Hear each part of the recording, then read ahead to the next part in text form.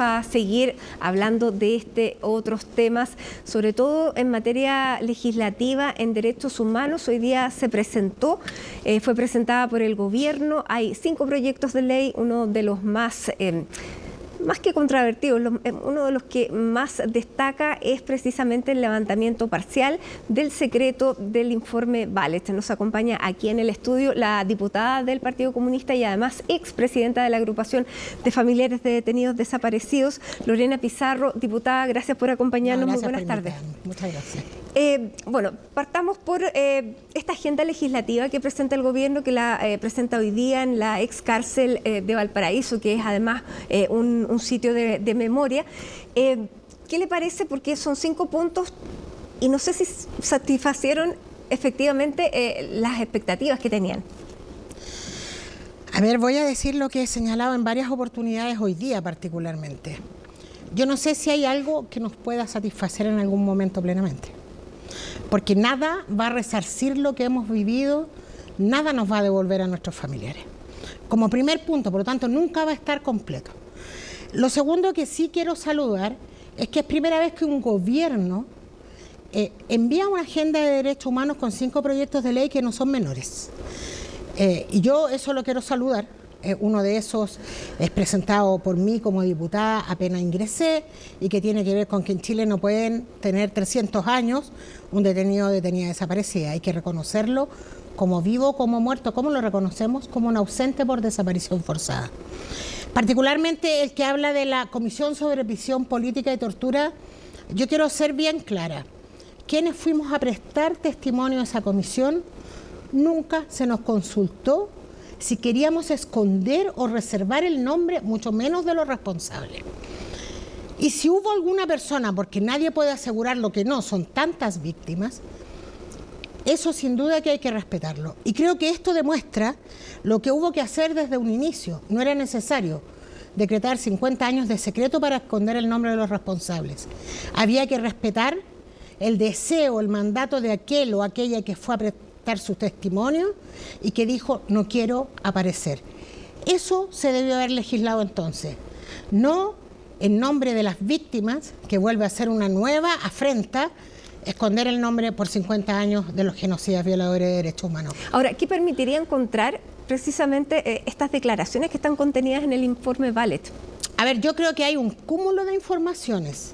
Lo que quiero decir que las presas y presos políticos son los sobrevivientes que vieron a nuestras víctimas, que vieron a nuestros familiares y que podrían aportar nombres de lugares, podrían aportar nombres de sujetos responsables del exterminio y también permite armar toda la historia y la trayectoria.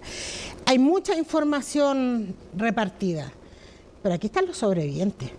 Porque los agentes están amparados en su pacto de silencio y ellos no lo van a hacer. Y aquí me quiero detener. El plan de búsqueda tiene que enfrentar la responsabilidad que tienen los civiles y los uniformados de la época respecto a qué ocurrió desde que son secuestrados hasta el último minuto de lo que ocurrió con las y los detenidos desaparecidos. ¿Qué le pareció el plan de búsqueda? ¿Cómo la forma en que fue presentado, el compromiso que tiene, que es una política permanente, que no hay un plazo para que dé un resultado y los recursos que se van a invertir? Yo creo que si alguien mira lo que son las demandas de nuestra agrupación, yo sigo siendo integrante de la agrupación, entre ellas contiene que debe ser una política permanente y por lo tanto una responsabilidad permanente del Estado hacerse cargo de la búsqueda de la verdad y la sanción de los responsables. Sin duda la reparación integral y la construcción de memoria. Pero particularmente en este tema, quiero decirlo que la historia nos dice que en esto de la medida de lo posible se dieron plazos para presentar denuncias, plazos para revisar esas denuncias y después como que no existiera esta tragedia. Yo quiero comentar que en los años de la dictadura civil y militar nosotros teníamos registradas 3.500 personas detenidas y detenidos desaparecidos. Reconocidas por el Estado hay poco más de 1.000. Claro, que se llaman víctimas calificadas porque son efectivamente las que fueron a hacer la denuncia. Claro, pero hay otras que probablemente puedan igual ir registrándose en este periodo. Y siempre, yo no sé si alguien que sufrió el terrorismo de Estado, sobreviviente o familiar de una víctima, uno le puede decir, entre esta fecha y esta fecha, usted tiene que estar preparado para denunciar. Esta es una cosa muy brutal y por lo tanto que creo que tiene que ser una responsabilidad permanente del Estado, y es lo que saluda el plan de búsqueda, que se habla de una responsabilidad permanente del Estado. Me gusta porque se llama Plan de Búsqueda, Verdad y Justicia, lo que arma un arco muy distinto a lo que, por ejemplo, fue la mesa de diálogo. O la justicia en la medida de lo posible. O la justicia en la medida de lo posible. Lo mismo, esas mismas lógicas de impunidad que tanto se vanagloriaron, pero que siempre que se propusieron venía a continuación. Ahora ya estamos en condiciones de dar vuelta a la página. Bueno, ahora la perspectiva del gobierno, y lo conversamos con el ministro, es toda la verdad y toda la justicia, cuando sea posible, porque somos humanos, pero esa es la aspiración. Siempre tiene que ser. No puede ser a medias. La justicia en la medida de lo posible es la antítesis de lo que hoy día nos están planteando. Bueno, y así en este escenario, diputada, llegamos al aniversario del golpe de Estado, los 50 años, el próximo lunes se conmemoran. ¿Qué espera usted de ese día? Ustedes también han sido bastante críticos con la elaboración del plan del gobierno. A ver, lo primero que quisiera señalar con mucha fuerza es que parece que hay un entendimiento mayor de la población de lo que significa conmemorar esta fecha, incluso en el exterior, donde hay miles y miles de actividades que lo conmemoran, que lo que aquí lo entiende la institución, en todos sus ámbitos. Bueno, veíamos que hay elecciones de por medio. Eso también condiciona el debate político, ¿no es verdad? Es que yo creo que una cosa es condicionar el debate político y otra hablar de 50 años donde se inicia un Chile bajo una dictadura fascista que extermina a hombres y mujeres solo por el hecho de pensar distinto. Entonces, nada puede estar atravesando la obligación de conmemorar para que nunca más. Si aquí lo que está en juego es si vamos a seguir construyendo una democracia tan débil que en cualquier momento esta se fractura y volvemos a vivir el horror que nos tocó vivir durante 17 años y que en distintos episodios se ha vuelto a repetir a partir del año 90. A mí me parece muy lamentable, porque por un lado nuestros familiares han muerto, pero también los genocidas. Y una inmensa cantidad de ellos, sobre todo las y los civiles, han muerto en la impunidad y sin jamás haber querido colaborar, ni siquiera los que están condenados. Y no estamos hablando de un tema menor, ahí es donde yo digo, es que esto no puede relativizarse.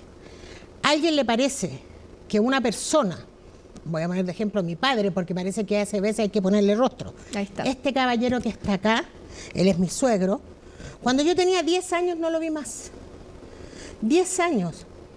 Matilde, ¿qué he sabido de mi papá?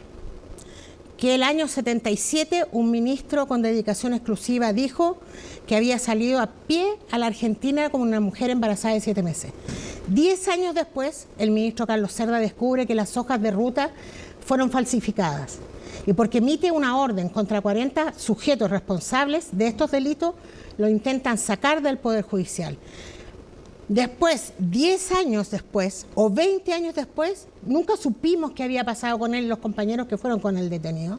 Y nos enteramos que Waldo Pizarro, un padre de familia, un hombre que estudiaba matemática, un hombre que era muy inteligente, muy avanzado para su época en relación a conceptos feministas, estoy hablando desde su humanidad, un militante que creía que había que transformar el mundo, fue a dar a un centro de exterminio. Por eso nunca nadie supo de él.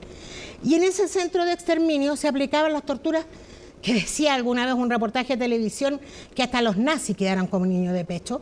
Y yo sé de ahí de 1000 formas de tortura, que no las voy a decir porque a veces incluso me da pudor si hay niños escuchando o niñas. Y yo no sé cuál de esas torturas fueron las de mi papá. Todas juntas, 1, 2, cuándo murió, cómo murió. Eso multiplícalo. Yo voy a hablar siempre de los 3.500. Me parece que esto no se puede seguir relativizando, porque corremos riesgo. Esta entrevista no la podríamos estar haciendo si estamos en dictadura. Tú y yo seguramente o nos asesinaban o nos hacían desaparecer. No lo estoy exagerando. Afortunadamente estamos en democracia, podemos conversar, podemos hablar. diputada, por eso le quería preguntar si lo que ha organizado el gobierno es lo que ustedes esperaban. No, aquí voy a ser bien clara. Yo esperaba una conmemoración de todo un año, donde se hablara en Chile de lo que pasó y que por lo tanto nunca puede volver a pasar. Que se enquiste en el alma nacional ese nunca más que nosotras por décadas hemos gritado. Ahora, diputada, hoy día se presentaron estos 5 proyectos de ley, ¿no es verdad? Pero ustedes tenían aspiraciones a que se presentaran otros. Por lo pronto, una ley de negacionismo era una de ellas, que se dictara una ley que le diera un cambio de uso al recinto de Punta Peuco. Ustedes conversaron con los ministros Elizalde y el ministro Cordero, y me imagino que conversaron estos puntos. ¿Esos puntos quedan cerrados? Yo espero que no. Voy a ser bien franca, Matilde, porque quizás lo más fácil para mí sería decir el gobierno que no hizo esto. El problema que tenemos es que la derecha no está dispuesta a aprobarlos. Y mueren nuevamente por un año más en un cajón. Entonces yo quiero hacer un emplazamiento a la derecha, que se viste de demócrata, que se pone un ropaje de demócrata, que exprese por qué no está dispuesto a legislar en proyectos de ley como el del negacionismo, en proyectos de ley que quitan los privilegios a los presos de Punta Peuco, un proyecto de ley que anule el decreto de ley de amnistía, porque todo eso de lo que estoy hablando permite dar mayor basificación a un país que tenga toda una estructura cimentada en el nunca más, en las garantías de no repetición. Y con respecto a Punta Peuco, porque el presidente durante este fin de semana decía, los anuncios no se hacen, se hacen. Una cosa como esta no se anuncia, se hace. Lo mismo decía el ministro Cordero el día de ayer. Sí, por lo tanto, uno tiende a pensar que algo se está preparando, ¿no es verdad? Yo no sé nada. Yo voy a ser bien honesta en esto. Yo vengo de una organización que tiene una forma de enfrentar esto muy directa. Punta Peuco siempre es una demanda y que yo espero que de verdad bajo este gobierno se cierre. No estaba en la medida inmediata porque yo creo que el negacionismo es una urgencia, el secreto Balich, la tipificación de la desaparición forzada. Pero esta es una demanda desde el día 1 que se construyó esta cárcel especial, hay que recordarlo, para Manuel Contreras y Pedro Espinosa y para todos aquellos que posteriormente vinieran que no pudieron evadir la justicia. Recordar que primero Punta Peuco estaba administrado por Gendarmería y el Ejército. O sea, ha sido un proceso larguísimo porque claramente Punta Peuco es parte de este andamiaje de impunidad que ha buscado esta justicia en la medida de lo posible, que no es ni más ni menos que aquí se hayan cometido crimen y se hubiesen ido tranquilos a la casa, ojalá los civiles y los uniformados. Si no fue más obscena la impunidad, fue por la lucha que ha dado el movimiento de derechos humanos. ¿Qué le parece el libro que escribió el excomandante en jefe del Ejército, el general Ricardo Martínez, donde él se indica a Augusto Pinochet como el responsable de todo? Me parece importante, muy importante, pero valorando el libro, quiero señalar que me parece muy grave que uniformados en retiro se hayan presentado en el momento de que se presenta el libro a gritar, a interrumpir y a tratarlo de traidor. Y voy a decirlo por qué. Porque ellos son los que son parte del silencio. Ellos son los responsables de que no tengamos verdad y justicia como debe ser. Y transitan libres por la calle, en plena impunidad. Y cuando un uniformado se atreve a decir lo que nadie más se atrevió a decir, tienen la posibilidad de llegar ahí, porque la justicia no se hizo a tiempo y ellos andan libres por la calle. ¿Por qué cree usted que el general Martínez escribió este libro? Yo espero que sea por dignidad, por ética, por principio. Yo espero que sea porque alguien dice en este país esto es impresentable y no hay nada que lo justifique como él lo señala. Pero viene desde dentro. Es que es valorable, sin duda. Pero me gustaría que eso se hubiese multiplicado por 1000 desde el año 90 a la fecha. Nunca es tarde, en este caso. Y finalmente, diputada, porque hay muchas negociaciones, conversaciones para poder tener una declaración conjunta, que es esta declaración de Santiago, que son 4 puntos, pero la oposición también va a sacar una declaración parecida, pero lo que no quiere aparecer es firmando juntas. ¿Así estamos? ¿Así está el Congreso? Así está Chile, con ellos. Lo que pasa que aquí hay que poner bien de qué estamos hablando. Yo leí la declaración y si tú me preguntas me parece absolutamente insuficiente. Y la derecha no la quiere firmar esa que no habla de justicia, esa que no dice hay que comprometerse en que no va a haber impunidad. Esa declaración que no tiene nada de eso que era necesario, la derecha se niega a firmarla. Lo que pasa, Matilde, es que tenemos dos posibilidades: instalar esto como un Chile dividido en dos, o enfrentar que a 50 años del golpe, el mismo sector que violó los derechos humanos, que dio un golpe de Estado, no estamos hablando si te gustó o no el gobierno de Salvador Allende, pero es un gobierno democráticamente electo. Se da un golpe de Estado y se violan durante 17 años los derechos de las personas y se instala un modelo autoritario que hasta el día de hoy no hemos podido transformar. Esa derecha, heredera de esta otra, tiene la misma conducta. Es más, el otro día pidieron que en la Cámara se leyese esa declaración de agosto que llamaba al golpe de Estado. Y ellos se vanaglorian de eso. Ya, y todo el Chile los criticó a todos porque sí. Chile se estaba inundando y ustedes estaban discutiendo esto. Es que nosotros no lo pedimos. No lo pedimos. Claro que Chile se estaba inundando. El problema es que si uno permite que eso se haga ahí, lo que se está instalando queda lo mismo que en un espacio como el Parlamento, que además fue cerrado por 17 años, se vuelva a leer una declaración que fue una afrenta a la democracia. Si tú me dices fue el mejor momento, sin duda que no, pero ante algo que ellos ya habían hecho, guardar silencio es hacerse cómplice. Creo que ya llevamos 50 años de muchos sectores en silencio que se han hecho cómplices, no solo de los crímenes, sino también de la impunidad. Diputada Lorena Pizarro, muchas gracias por estar con nosotros.